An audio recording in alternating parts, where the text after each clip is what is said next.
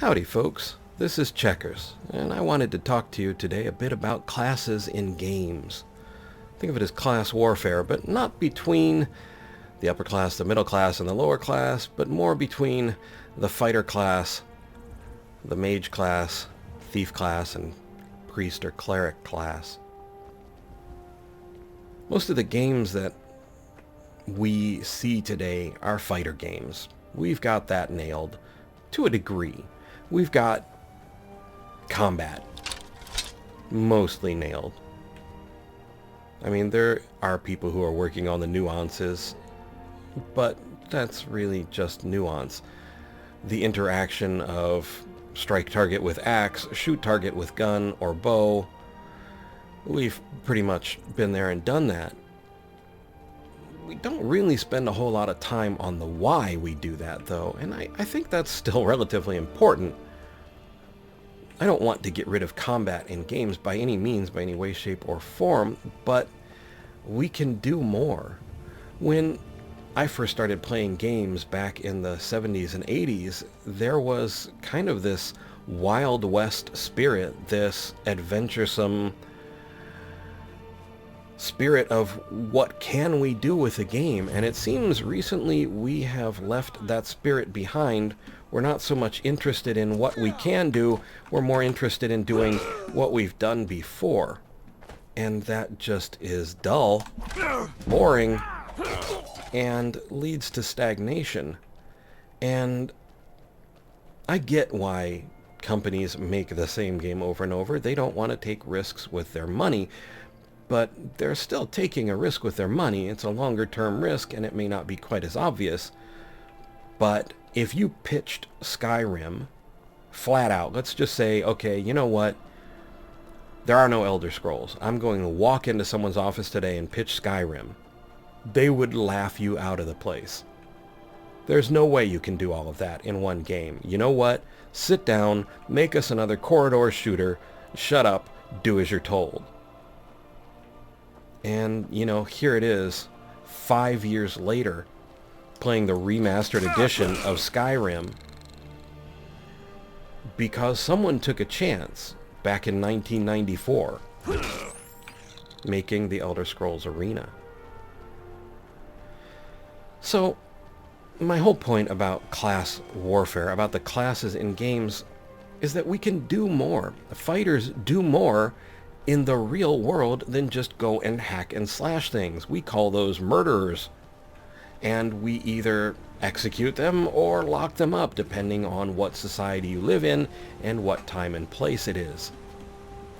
But warriors, fighters go out with a purpose, with a reason. Maybe they're defending a settlement from attack, or maybe they're the attackers looking to raid. Vikings didn't just get in their boats because they had nothing better to do on a Saturday afternoon. They went out because they were looking for wealth to bring home, to build homes and settlements and families. And fighters in games today can do the same thing. We just have to let them. Now let's set fighters to the side. Let's take a look at something a little different, like magic. Magic in most games really pretty much is this. There we go. We had our magic. There are some subtle varieties, and oddly enough, the majority of them are in the Elder Scrolls. I'm not talking about, you know, whether or not you can play a Harry Potter game and draw a spell with your mouse cursor. But mages, when you think about mages and the idea of mages, for some reason this wood elf wants to burn today. I'm not really sure why. Hey look, he has magic too. I'm not sure where he went. He's still shooting from somewhere, but I'm still not sure where he went. Okay, I'm not the best mage in the world, so we're gonna have to go back to our Dragon Bone battle axe to deal with this. Come here, Toasty. You're done. And you're done. Okay, so I didn't kill him? Whoops, sorry. Oversight on my part. But going back to mages, mages, even in the lore and history of games, are often, they always talk about the search for knowledge, about going into ancient ruins to find a tome or a scroll or a stave or a this or that or the other thing. But really, it's kind of just go to place, pick up object, return object, be rewarded with experience, maybe a spell, and maybe some cash. Imagine a mage game where you really played as a mage. Maybe you actually did start out in school. Maybe you started out with simple lessons, kind of along the way that the Mage Guild questline starts out in Skyrim. Skyrim actually had some really great ideas. They just weren't very fleshed out, which is understandable because the game is trying to do everything all at once.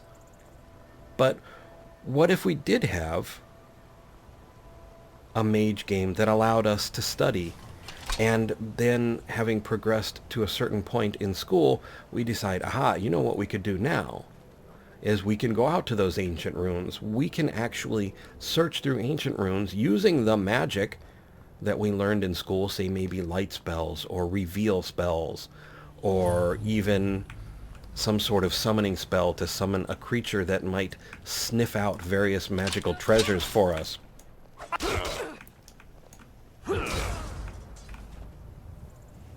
Wow, that was explosive. But in my imagining of this mage game, because we have the game named Thief, and we'll talk about that soon, but I'm imagining now, instead of just Thief, we have Mage. So our mage has gone to school, our mage has begun to learn magic, but wants more power.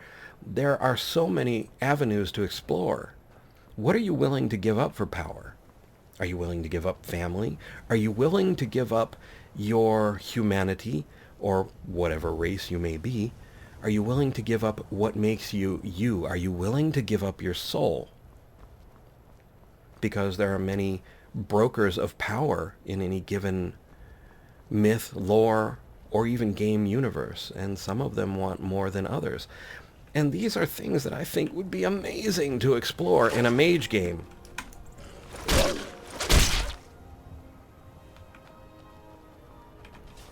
And just as Skyrim is so enticing to play, a mage game built with the ethics and ideals of Skyrim would be amazing to play.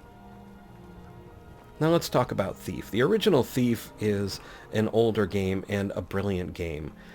It is a game based on the fact that you're a thief. You're a stealthy individual, and you're out to loot the rich and the idiotic of their possessions and to become wealthy in the process. Basically a thief.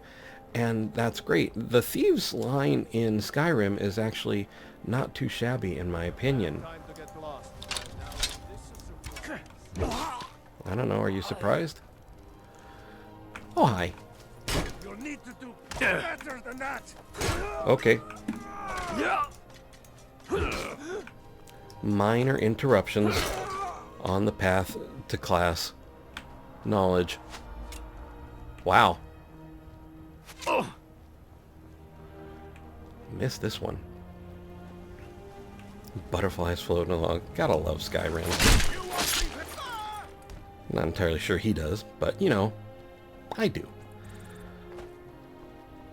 So, did anybody notice that dragon there a moment ago? I didn't. But, there you go. Still has some stuff on him, but I'm almost overloaded, as always is the case.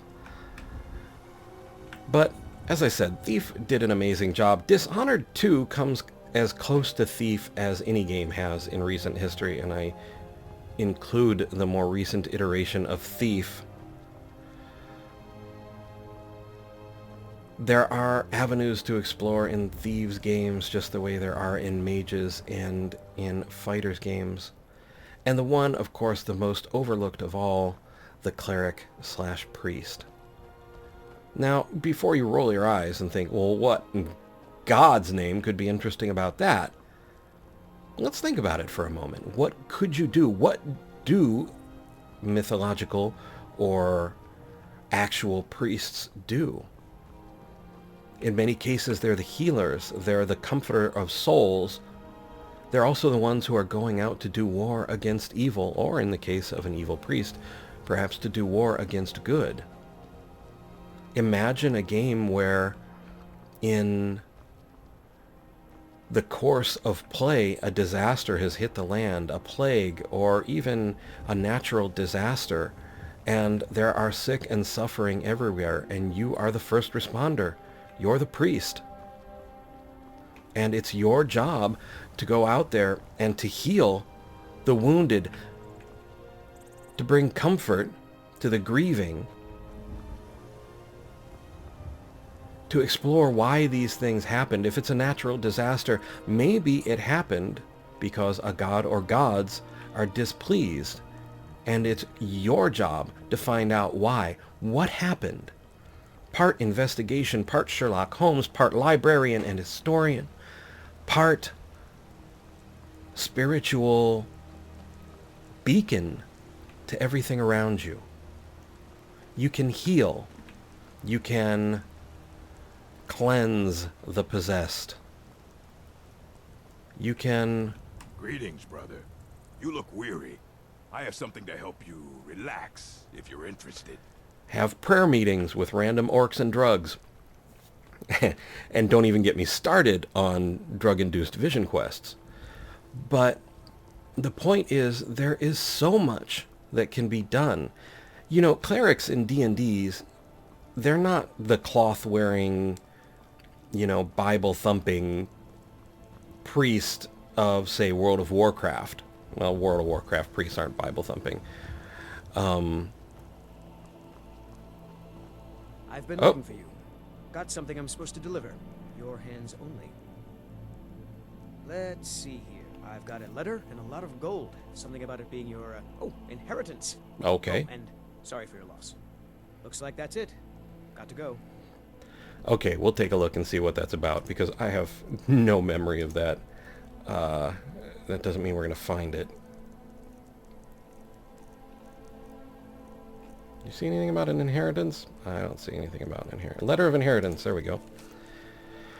In the name of Jarl Ingmund, it is with great regret that we inform you of Pavo Atius' death. The deceased bequeathed you the measure of inheritance in the amount of 100 gold pieces. The Jarl's court has levied an amount of 10 gold pieces from the sum, as lawfully, honorably due tax. The remainder has been commended to the care of a trusted courier for deliverance. While all of the Jarl's court grieves with you on this day, we rejoice in the knowledge that the deceased was in possession of dear friends and wealth to communicate to them. May this lawfully bestowed inheritance prove as a reminder of your enduring faith in one another and of the Jarl's beneficence accorded unto you both. Oh, well, there's that. But, like I was saying, D&D clerics are plate mail wearing, mace and hammer and flail wielding warriors of whatever god or whatever faith they believe in.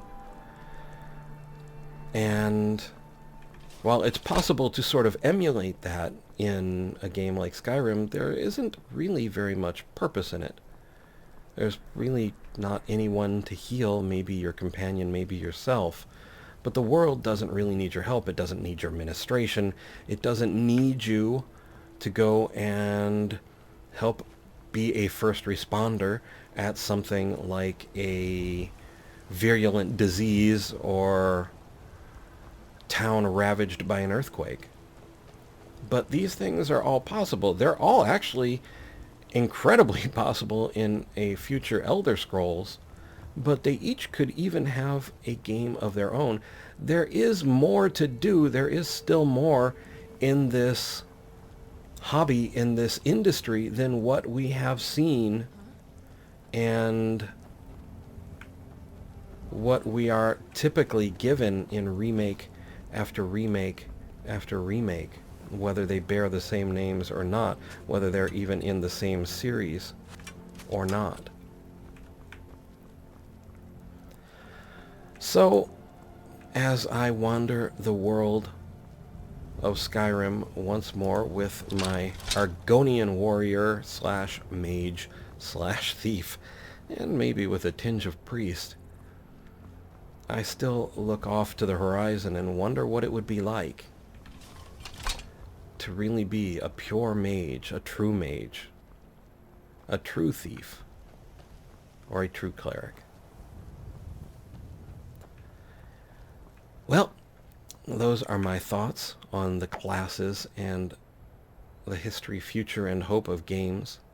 I would like to point out that if you look in the upper right-hand corner, you will see a small letter I with a white circle around it. These are cards and links to other videos that I've made. Also, I have a Twitter link in the description of the video and on my channel main page. If you're on mobile, it'll be on my channel about page. I would like to thank you for watching. I hope you found the video entertaining and maybe just a little informative. I would like to invite you to subscribe, like, and share if you so desire, and ask you, above all, to please take care.